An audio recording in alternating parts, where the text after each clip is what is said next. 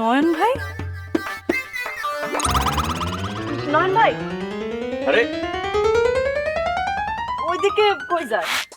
না, আমি ওই যে জমিতে গেছিলাম, বাজারে থেকে যাইতেছি, কাজ আছে। তুমি কলেজ থেকে ফিরলা বুঝি? ও, তো টিয়া এবারও ফিরছে? ওরা তো একটু আগে উঠে গেল। ও, তাহলে তুমি বাড়িতে যাও, আমি আবার যাইতে হইব, কাজ আছে। কাজ তো থাকবই, আর সবসময় এত তাড়াহুড়া করলে কি হয়? তুমি দাঁড়ালে কি হয়? আর আপনার সাথে তো আমার ঠিকভাবে কথাই হয় না। আরে কি কও তুমি?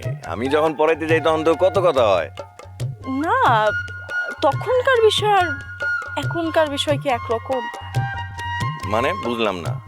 মানে হইল, আপনি যখন আমার পড়াইতে যান তখন তো আপনি আমার টিচার হয়ে থাকেন। যত কথা হয় সব পড়াশোনার বিষয়ই হয়, আর ওটা তো আমাদের বাড়ির ভিতর। তখন কি আর সব কথা বলা যায়? এই যে দেখেন, এখন এই নিরিবিলি রাস্তায় আমি আর আপনি একসাথে, এখনকার কথা আর পড়ার কথা কি এক হইল? মানে ঠিক বুঝলাম না আসলে। তোমারে তো পড়াইতে গেলে তো তুমি দুনিয়ার কথা কও।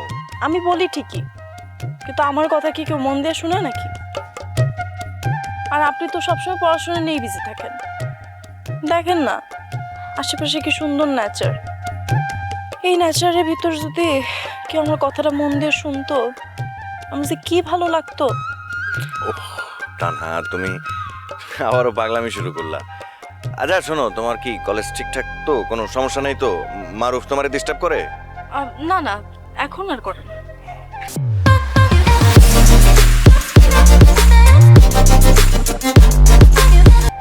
তাহলে ঠিক আছে, যাও, মানে আমি যাই, জরুরি কাজ আছে তাহলে। আপনার কাছে কাজ কাজ আর কাজই, সব কাজ আপনার একাইরই থাকে। আমার কথা শোনার আপনার সময় নাই। ভাই একটু থাকেন না। আর দেখেন, নিরিবিলি রাস্তা, একা একা হাঁটতে ভয় লাগে না? আরে কি বলো, তুমি না সাহসী মেয়ে, তোমার তো একা একা হাঁটতে সমস্যা হওয়ার কথা না। না, সমস্যা হয় না ঠিক, কিন্তু পাশে যদি নয়ন ভাইয়ের মতন এমন হ্যান্ডসাম কেউ থাকতো, তাহলে তো আরো ভালো লাগতো, তাই না? আচ্ছা এইসব কথা বাদ দাও না, আমি তাহলে কাজে যাই, পরে কথা হইব না? এত তাড়াতাড়ি যাবেন? কতক্ষণ হইলো? আর একটু থাকলে কি হয় না? না না না, জরুরি কাজ আছে।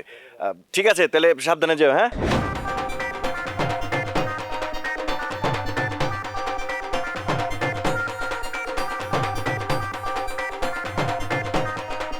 নয়ন ভাই, তুমি কেন বুঝো না আমারে?